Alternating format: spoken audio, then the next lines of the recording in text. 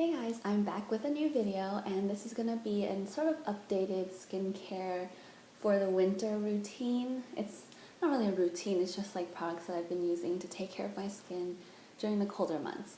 Last time I did a kind of video like this, it wasn't really called anything like this. It was called How to Keep Adult Acne Under Control. I'll link that down below. It was done a really long time ago, I think over a year ago. I'm just going to show you the kind of products that I've been using to keep my skin under control. I have combo normal skin that tends to be a little bit oilier in the summertime and a lot drier in the wintertime. So it's kind of like a range of products I use to, like keep my skin looking normal. Okay, so I'm just going to start. I'm going to go in like chronological order from washing my face to moisturizing it and everything in between. This is my African black soap, the current piece I'm using. The more I've used it, the more I've liked it. It really lathers very well and it's natural. I will link my video for African black soap down below so you can find out more about it if you don't know about it. And it has like volcano ash, I think like shea butter, and banana peel or something like that. So it's really natural and it's been working really well. I've noticed that when I do use it on a regular basis, my skin is pretty clear. I do, however, when I do get pimples, usually around that time of the month, I'll use something that's a little stronger. I don't actually like this product, but that's coming from me. This is 10% benzoyl peroxide, and this is the first time I've actually used like a benzoyl peroxide cleanser, so I haven't been finding that this works really well for me. In fact, I don't like the texture of it. It's very like creamy in a bad way. Like I feel like I can't wash it off and my skin isn't clean afterwards. I definitely have not had the best experiences with Clean and Clear. I've tried a bunch of their products, and the only one I really like is their astringent. So this might be the last time I really used Clean and Clear. I bought two products this time. I bought this and a scrub, and I haven't started using the scrub yet, so I'm gonna see. But yeah, I mean, normally I would use Neutrogena's oil-free acne cleanser, but this was on sale, and I'm like, let me give Clean and Clear another shot. And yeah, I don't personally like it, but you might like it. And then my scrub, I'm still using the St. Ives Blemish Control Apricot Scrub. I really like this. I did say that I wanted to finish this up and move on to something else, and I did buy the Clean and Clear like synthetic scrub microbead one, but I know I'm going to miss this because I really like the smell, I like the texture, I like how clean it makes my face feel. But anyway, I'm nearly done and I really like this, and I use this twice a week in the summertime and spring, or when it's warmer, and once a week in the winter time because I don't want to like dry out my skin more. If I do have blemishes, I will use this Neutrogena Rapid Clear 2-in-1 Fight and Fade Toner.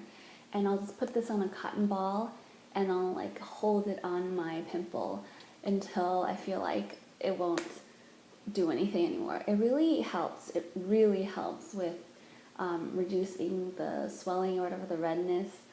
I think this brings my pimples down about like 1 to 2 days per pimple, especially if I put a zit cream on top of it. It really helps, and I really recommend this. Some people think it smells too strong, and I remember when I first got it, I used it and I couldn't like breathe because it's really, really alcohol-y smelling. But it is perfumed. The combination's a little bit like intense. But yeah, I do like this and I do recommend it. So I generally really like Neutrogena products. So I think you can't really go wrong. It's just a matter of like scent and things like that. I use this Dickinson's Witch Hazel. It's 100% natural astringent.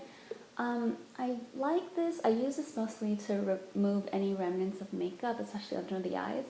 But this does contain 14% alcohol, which I feel like is drying my eye area out. So I won't be repurchasing this, but I do think Witch Hazel is really nice for natural, makeup removal.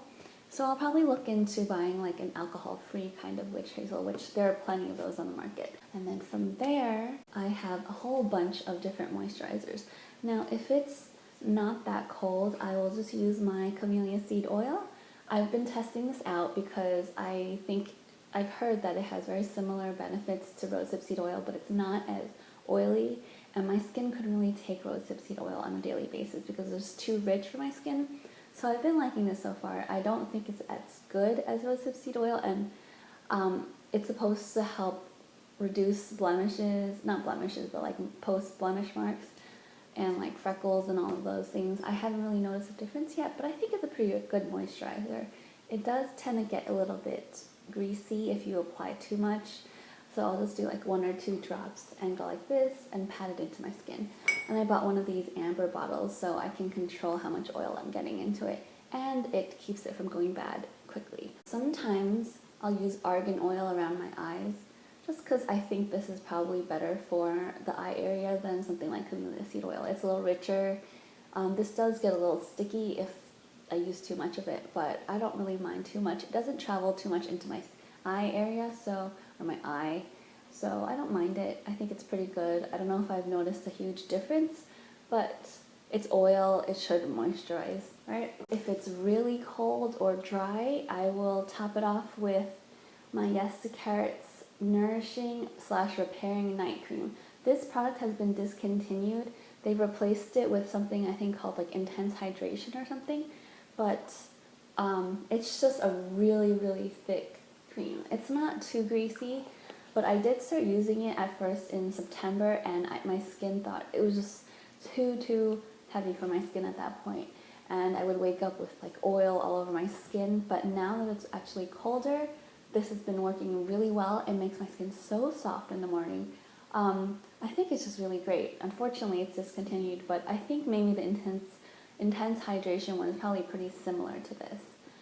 This is Yes Carrots, so it's natural, it's paraben free, and it says 98% natural product.